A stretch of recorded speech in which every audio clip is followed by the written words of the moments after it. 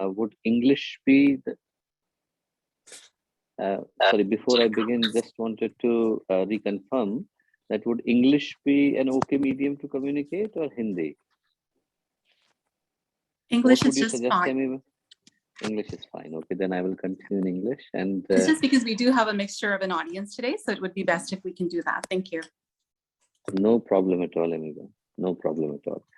My pranams to everyone, and I would like to begin with the recitation of the Gayatri Mantra again, sitting in the sacred and serene surroundings of Shantikunj. And also, this is a very special year of the Swarna Jayanti Varsh, the Golden Jubilee year of Shantikunj. So the importance and significance of the Gayatri Mantra in such special times is immense. The whole idea of the Gayatri Mantra is to enlighten the inner path for the sadhak. And in the current times when the darkness is attacking us from all kinds of corners and everyone is suffering not only from the social to physical problems, but also the emotional and inner anguish. It is important that the path that we take and the path that has been chosen for us is full of light, bliss, harmony, and happiness. So let's pray to Ma Gayatri, Gurudev and Mataji, to bless us with a life full of contentment, satisfaction, fulfillment in each and every dimension of our life and personality. So let's do the Gayatri Mantra together. Om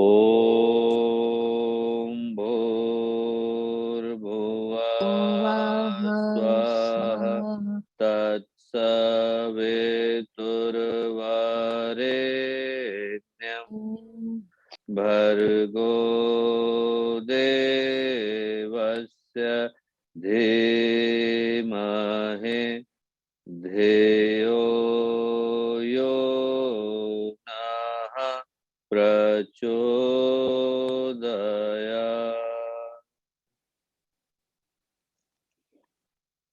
Pranams to everyone. I have got some questions that's been sent by Emmy Ben to me. But before we come to the questions, just wanted to discuss few things and just wanted to say few things on this very special time that we are currently living in. And the times that that we are surrounded with and the kind of circumstances that we are facing right now, they are one of the most special and one of the most precious kind of circumstances that's ever been witnessed by the humanity and mankind. Not only for the reason that challenges are different, but also because of the reason that this was the time, or this is the time for which the entire humanity has been waiting for last 5 to 10,000 years. From the time when Lord Krishna has talked about the arrival of the Kali Yuga in Mahabharata. And from the times when Vedavyas was writing about the new era approaching to us in next 4 to 5,000 years, and that was also at the end of Mahabharata. Almost everyone, even if not in this dimension, that in the other dimensions, people have been waiting patiently for the current times to arrive.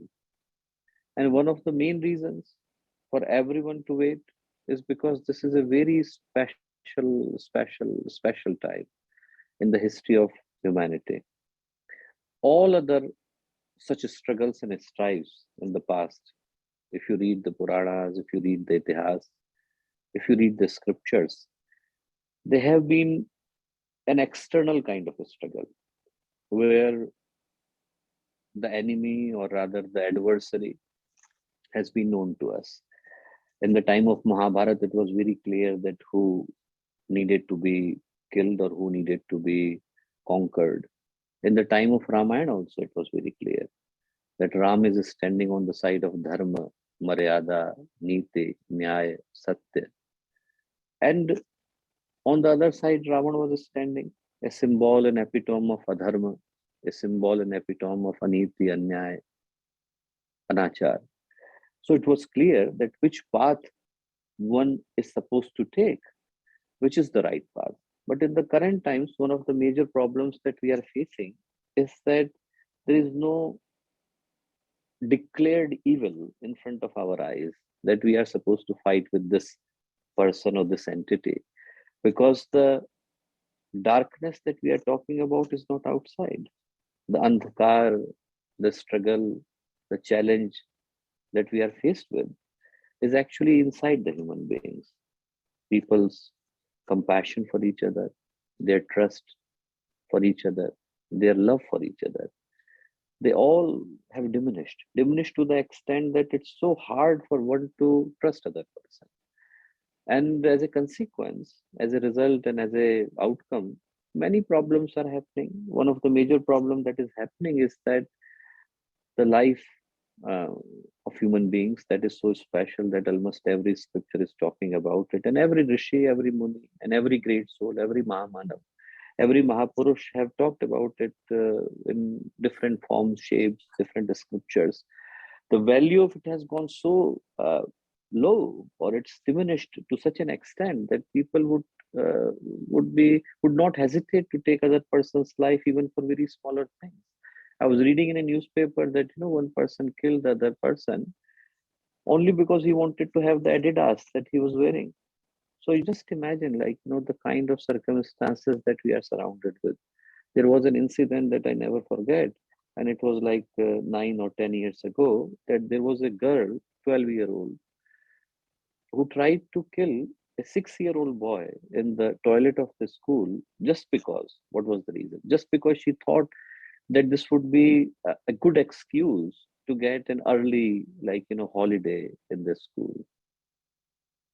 Just imagine, it's happening in the temple of the education, done by a girl, is innocent and 12-year-old only, with a boy who is 6-year-old. And because we read these kind of news all around us, they start to lose the impact that they are supposed to create in the mindset of the people after a while, because people get accustomed to see them and hear them. But the world that we are surrounded with is full of many challenges, and these challenges are coming from within the human beings. They are coming with a very different kind of force, strength, and utmost negativity. People have forgotten the life paths that's been given to us as human beings, and they are happy to run after the pursuit, which is very superficial and shallow. And what we get in return is clear to us. In spite of getting everything else, people don't have the happiness inside. Of course, we have got luxury and comfort and all kind of leisure, but where is the contentment? There is prosperity, but I don't see the satisfaction. Of course, there is more amount of money and more amount of lavishness outside. Exteriors are shiny, but how come the humanity has degraded to such a level where trusting the other person has become the most difficult task for the entire humanity? And these times, if I repeat it again, are the symbol of the darkness that we are talking about. So the light is the only source of solution, is the only solution that one could have. But where is the light supposed to come from? The light is supposed to come from the inside of the human beings. When the time like these come, when darkness is too much, when the times are challenging, then two things happen at the same time. One thing is that, of course, it creates a circumstance, a situation of terror and difficulty for the people. People really struggle to see the sign of hope and happiness. That's why so many people are facing emotional and mental health burden in these difficult times, which is understandable. But at the same time, when there is so much of darkness, there is also one good sign. Good sign is that this allows people to go deep within them and search for solution. Only in these kind of times, when the future appears bleak, when society appears to be collapsing, when humanity is definitely suffering, when challenges are coming from in and out of the humanity, then in these difficult times, people can go deep within them and search for a divine solution.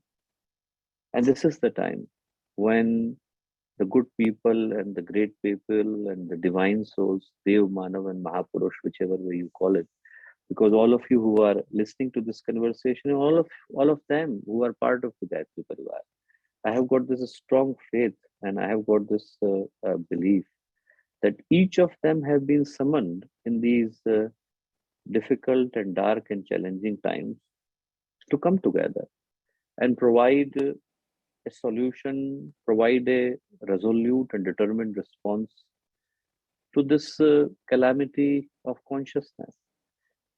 Remember when the time of Ramayana came. When Ramayana came, Lord Ram had two challenges in front of him. He was supposed to end the darkness, but he was also supposed to begin the time of the light. Not only Lanka needed to be conquered, but also Ramarajya needed to be established. Not only the evil and wicked needed to be killed, but also good and righteous needs to be established. Dushpravritti Unmulan, Satpravritti Samvardhan, as Gurudev said. So he called for help, and everyone is scared. Scared because the other side, Ravan was standing, and Ravan was not a simple man. If you have seen the photograph of Ravan, Ravan is sitting with his feet with his legs on the chest of a person, and this bluishly colored person is no one else but Shani. So he was sitting like, summoning the Shani had so much of power that everyone is scared of Shani Dev, and he was sitting on top of him. It's just a symbol that how powerful Ravan was, that all 9 grahas they used to circle him, all 27 nakshatras, they only used to admire Ravan. So nobody wanted to fight with Ravan. All the king and all the emperors, they said, sorry, we can't do anything. So Bhagwan Ram called for help. And who came? Nalanil came, Jatayu came. Jatayu was old, still fought. Gilhari, a squirrel, was very small, but still did whatever it was possible for her to do. Shabri was old, had no means, but still had the devotion, sentiments, and bhavana. So the reason I'm sharing this is that, if we have got the ball of bhavana, if we have got the power of sacred sentiments, then we are able to change the world. But we need to have that within us, and we need to have faith not only in ourselves, but also in Gurudev and also in the divine plan. Because the plan that we are part of is not a plan of person, it's a plan of divinity, it's a plan of divine, it's a plan of gods. I share this incident many times, but it's so special that I'm always compelled to share it.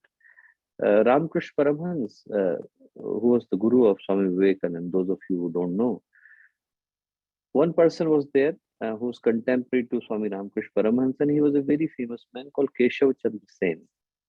And Keshav Chandra Sen was the president of a big organization called Brahma Samaj. Brahma Samaj was the precursor of the Arya Samaj.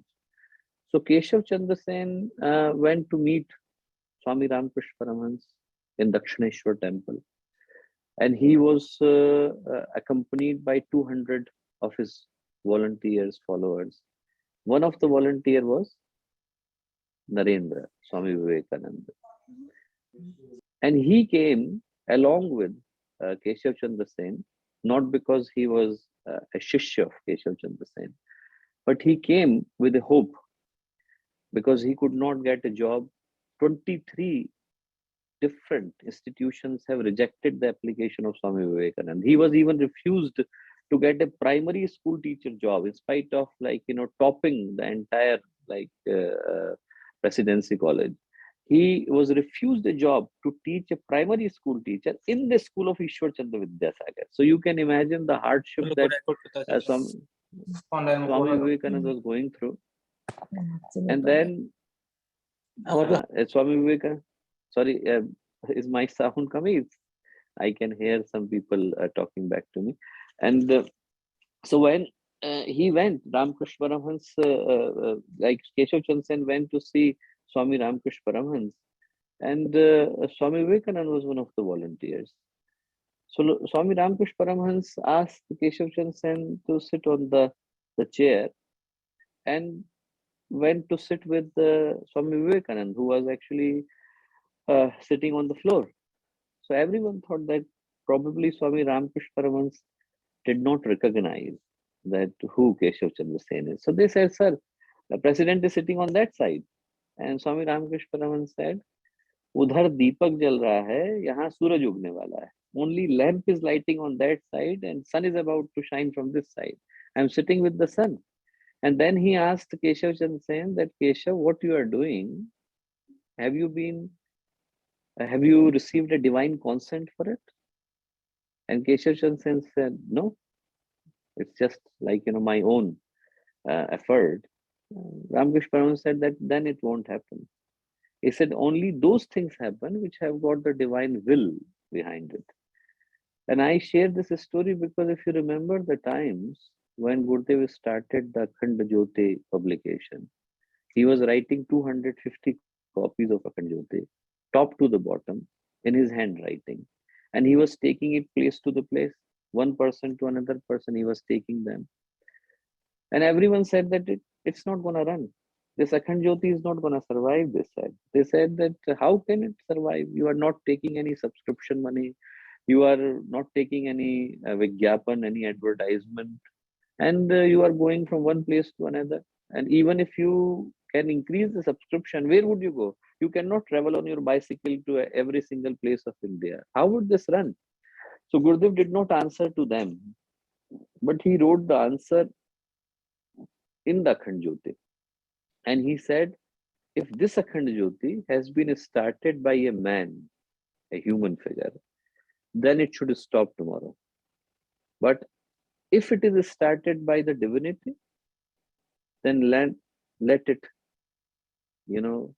continue till eternity. And that's it.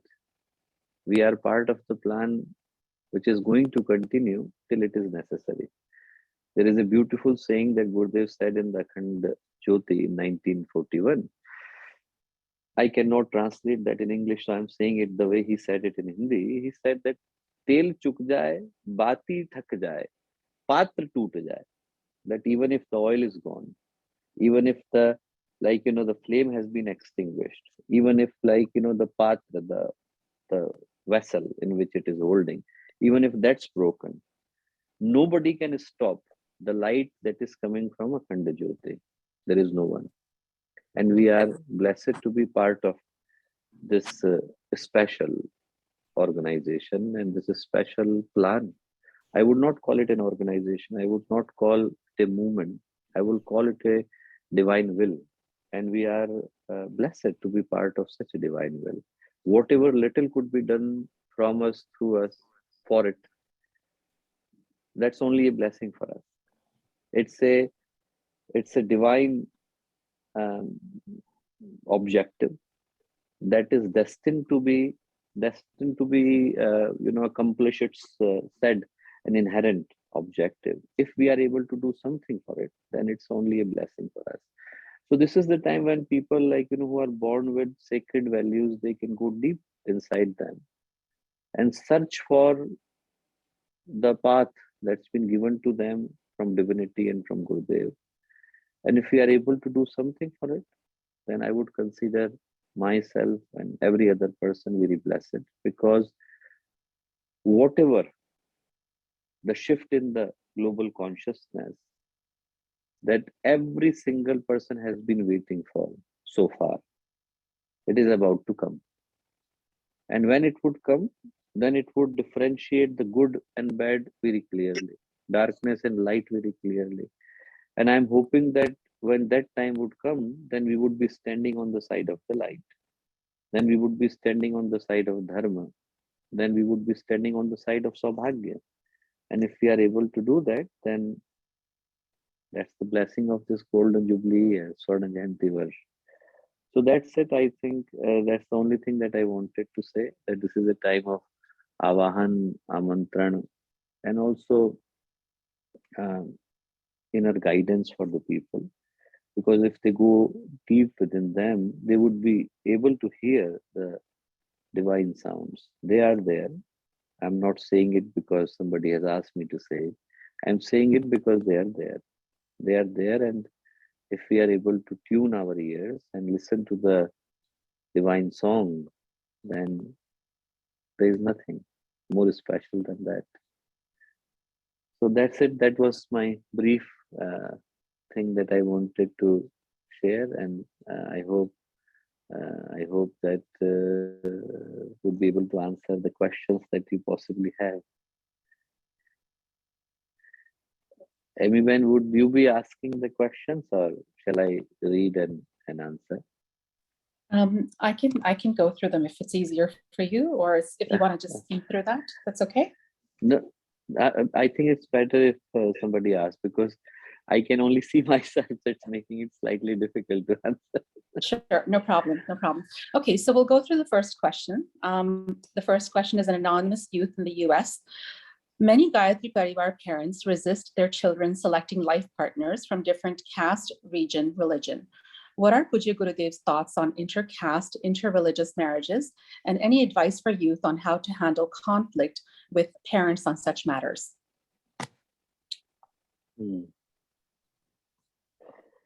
Gurudev's wish and will on intercaste and inter-religious marriages was very clear.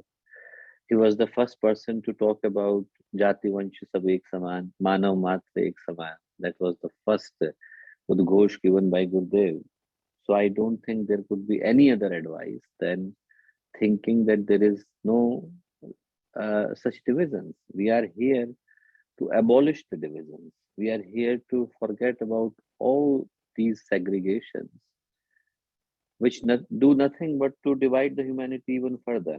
And we are supposed to actually take a symbol like, imagine that Gurudev said that everyone and anyone who is coming from any stream of the life, the moment they come into Gayatri Parivar, they become one Parivar. So he was the first person to talk about concept of family, no matter where you were born, in which family you were born, which lineage you were born, which kind of jati, caste, creed, varga, varna you were born. So he was the one who fought entirety of his life to demolish, to break such kind of barriers. And in my humble opinion, they should not continue. Gurudev's opinion was very clear about it. However, the conflicts are bound to be there, and that I also respect, because there are people who have got different opinion. But having a different opinion does not mean that opportunity of explaining it to them should not be taken. It is question comes that how we can handle such kind of conflicts, because there are two aspects to the question. One is that how Gurudev would interpret it, and Gurudev's interpretation is very clear. No such division should exist. And how to handle it? I think four things should be the key for a marriage to continue or for a marriage to take place. If we can find that in the other person and in the partner, um, then no matter which caste and which religion they belong to, both should be united. Gurudev said, Sneh, Sahyog, Samman and Vishwas, where two people can give love and affection to each other, they can help each other to grow in their own paths, where there is enough trust for them to continue walking on their life paths together, and where is the amount of respect involved. If four things are there, then this marriage should take place. Conflict can be solved with the communication, because if nobody would try, then there would be no solution. I believe, most of the parents, deep in their heart, they also would like such a marriage to be blessed, But the challenge comes from the society, because many people, like, they are afraid that how the society would think. But at the same time, I believe, like, the change is taking place, because most people nowadays, they are slowly and steadily accepting this change. So I believe, like, that the solution is around the corner, and if there is a conflict, then communication could be tried. Gurdjieff's literature could be shown to the other people, and that what his views were. And if we won't make the righteous effort, then who would make the righteous effort? I think somebody should take this chance and opportunity to do the right thing. Thank you, Chinmay Bhaiya. The next question is also from a youth.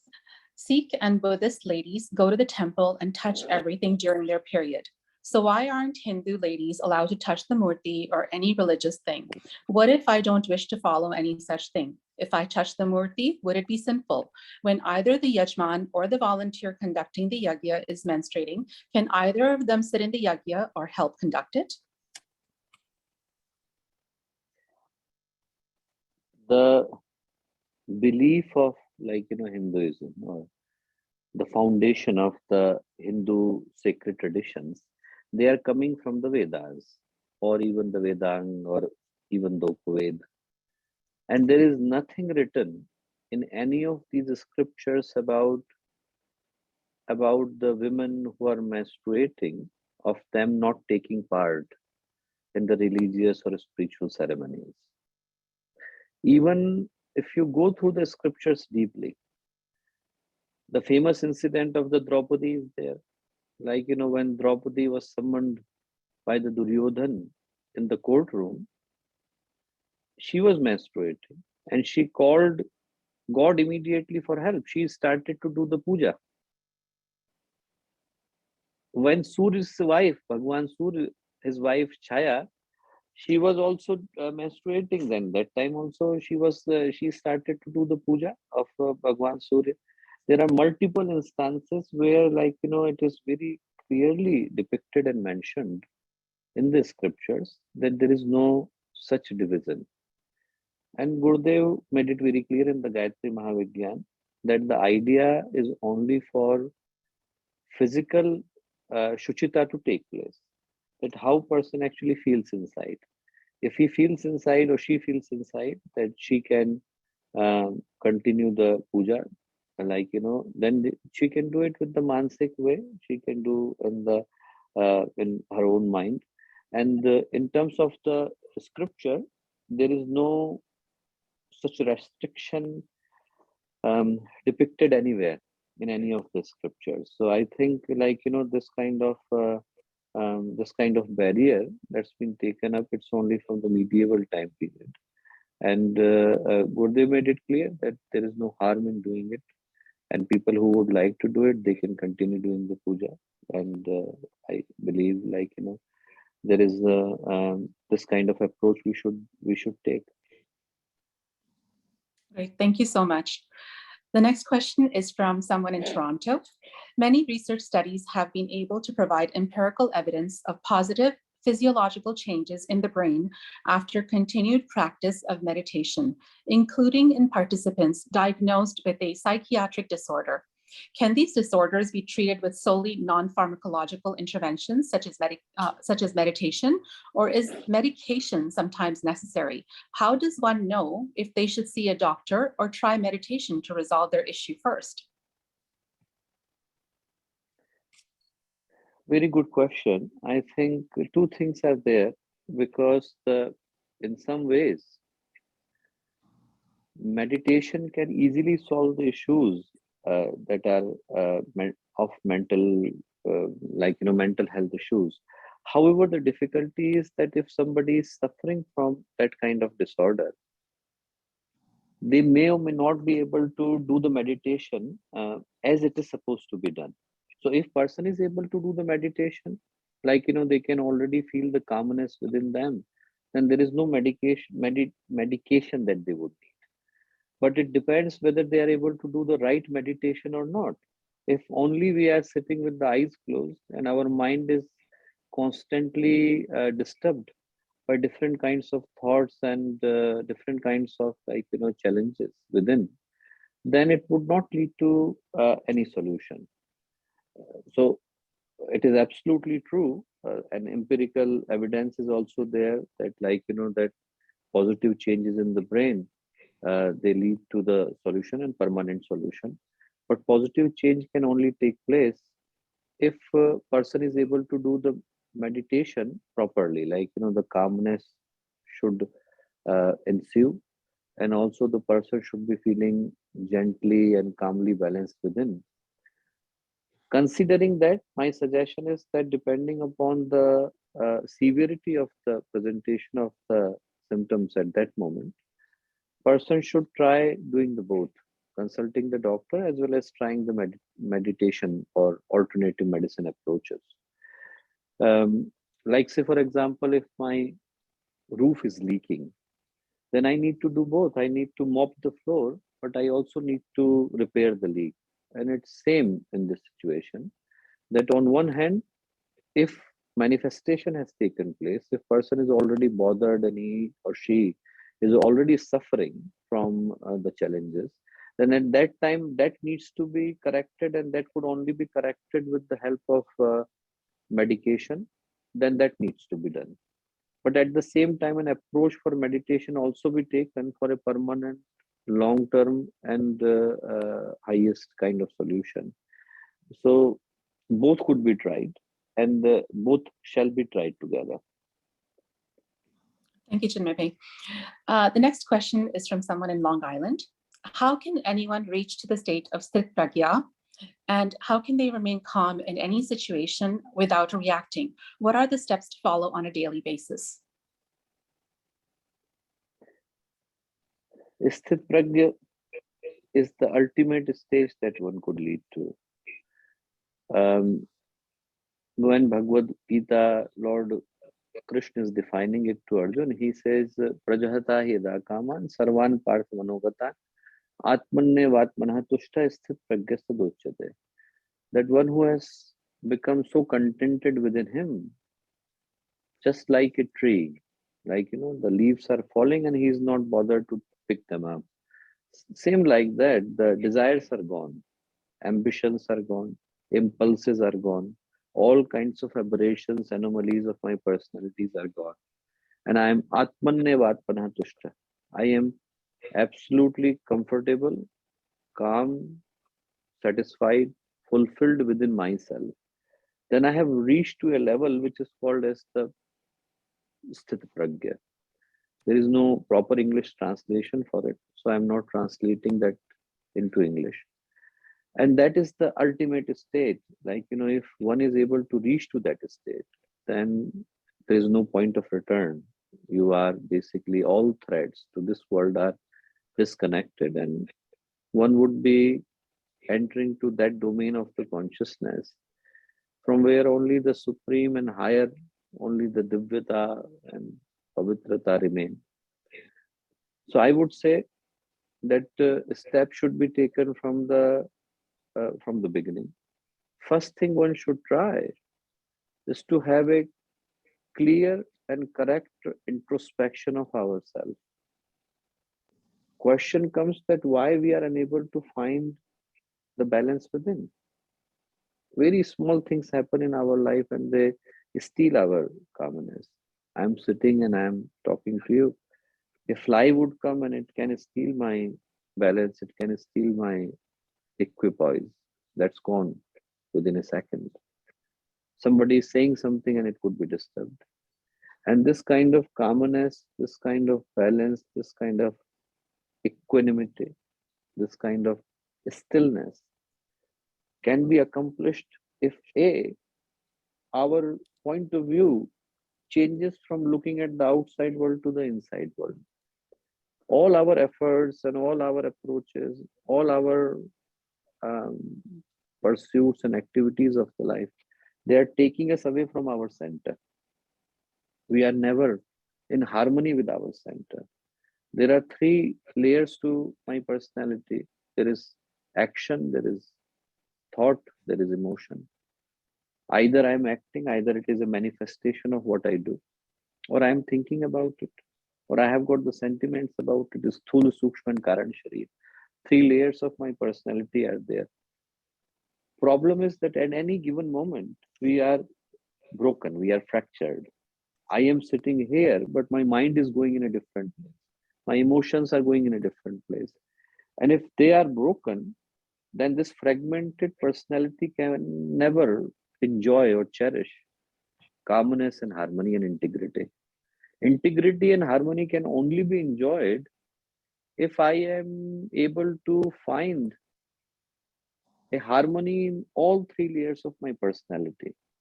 Wherever I am, like Patanjali says, Deshabandhasya Chittasya Dharana Tatra Pratyekata Nata Dhyanam.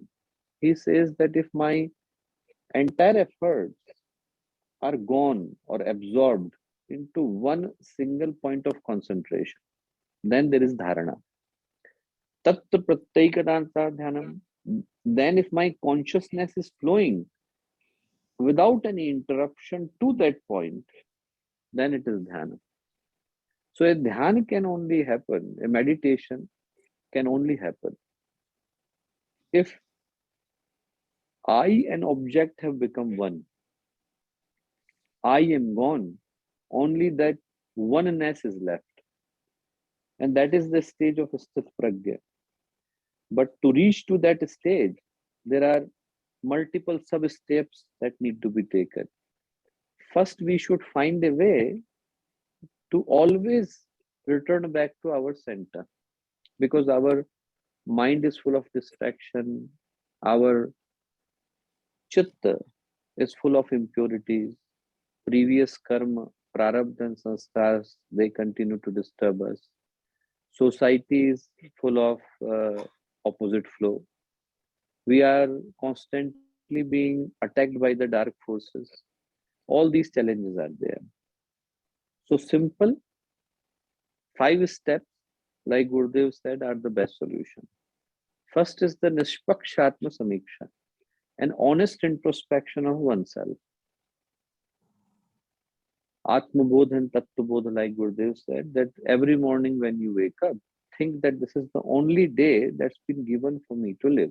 Har din naya janma, har raat nayi maut. So the first approach that we can take is actually to think that there is no future. Our mind should not be thinking about the fantasies of the future or be involved in the memories of the past. It should be here in this present and given moment. And for it to be brought into the present and given moment, what we need to do is to think that only one day has been given for us to live. This is the only day. And how would I like to live? And start the day that how would I like to plan it? Where I am, did I really want to reach here? And Gurudev said that if you do that, which he called as Chintan, then two things would happen. You will find something in your personality, or I will find something in my personality which should not be there.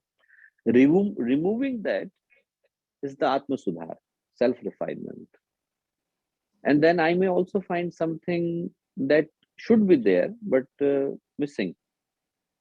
Bringing that is the Atmanirman, that's the self-development. So that's Chintan and Manan, that gives one an opportunity to return back to its own center and start working on it. Second thing that needs to be there is an absolute faith in oneself and absolute faith in divinity. So second and third point. Second, absolute faith in oneself. If you have got an absolute faith, then path would emerge, no matter where you are, no matter what you are doing. There are multiple stories, but because time is short, I'm not going to share them. But the faith and belief should be very strong. Then there should be a faith and belief into the divinity. Then there should be a faith and belief into Gurudev, the path that's been given to us. We are very blessed, all kinds of saubhagya can come to one's life, but it's very rare to have the saubhagya of being born into the divine scheme that Gurudev has created. Imagine that in the same time, if you were born like animals. It's the same time we were born, but we were given a life of dog, cat, or God knows what.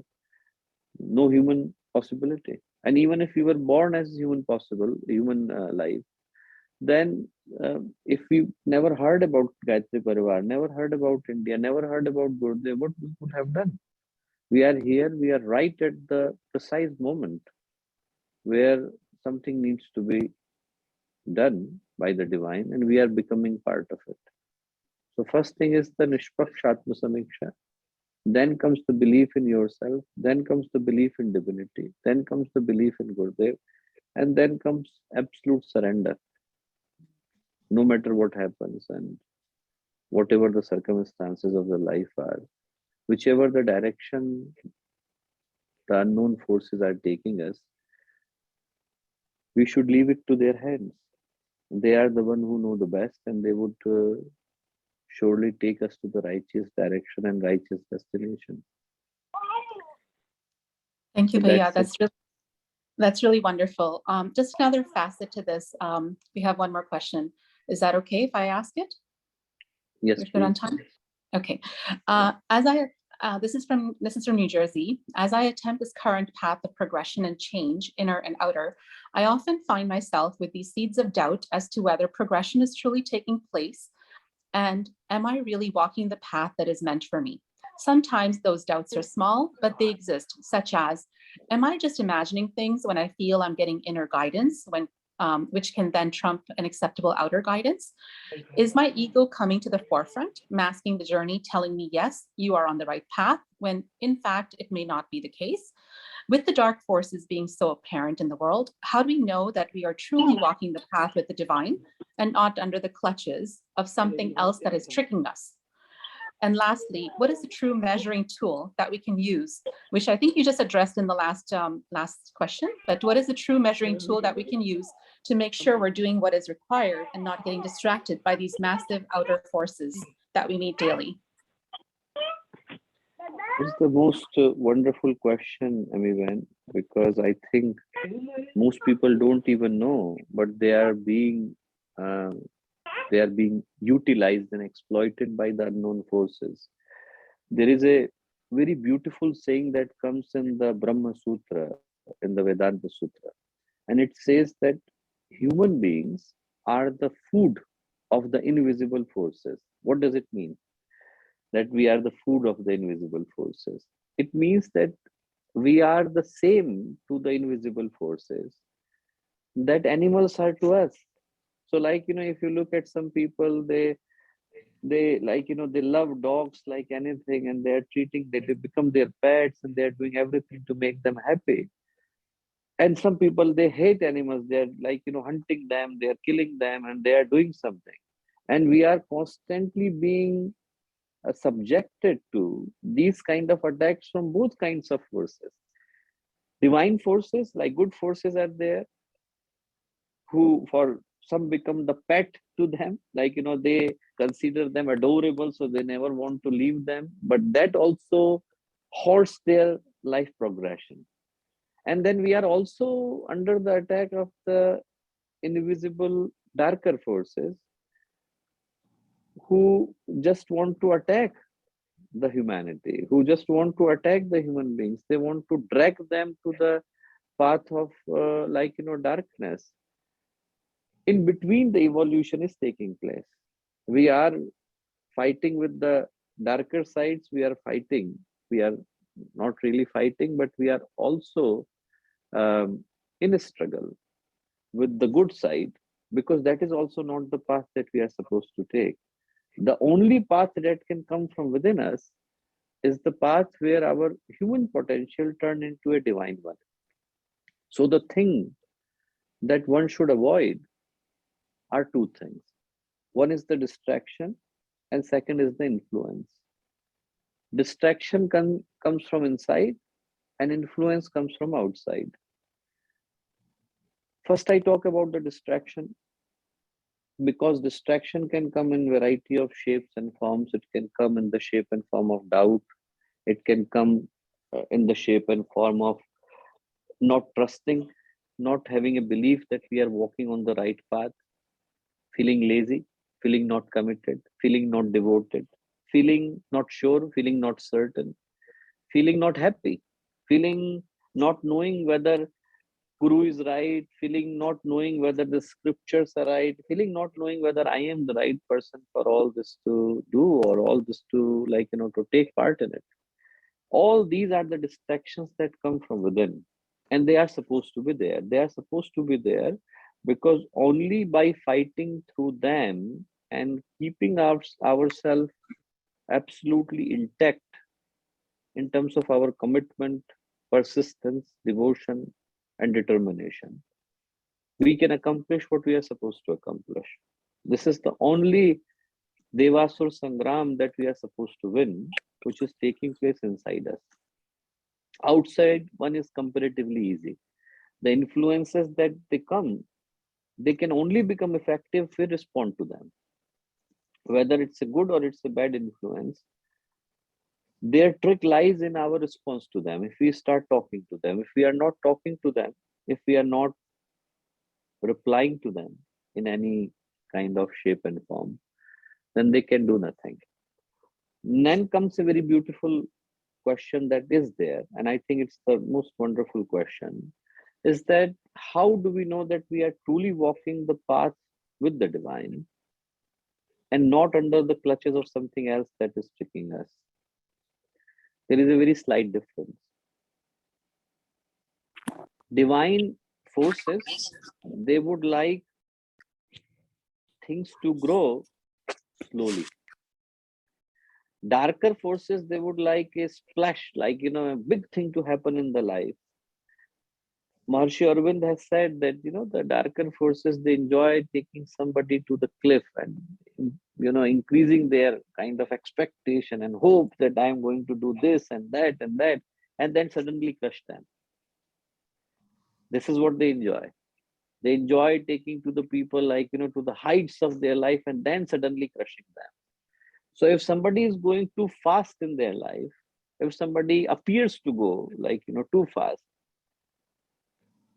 then there is a good chance that it's being exploited by the darker forces who are then waiting for him or her to be crushed at a later stage. But the divine forces, they work very slow. For them, refinement is the key. Before giving anything to anyone, they would test him or her multiple times, many times, 1,000 times, and then something would come. It would only come if we have proven that we are worthy of receiving what is being given to us.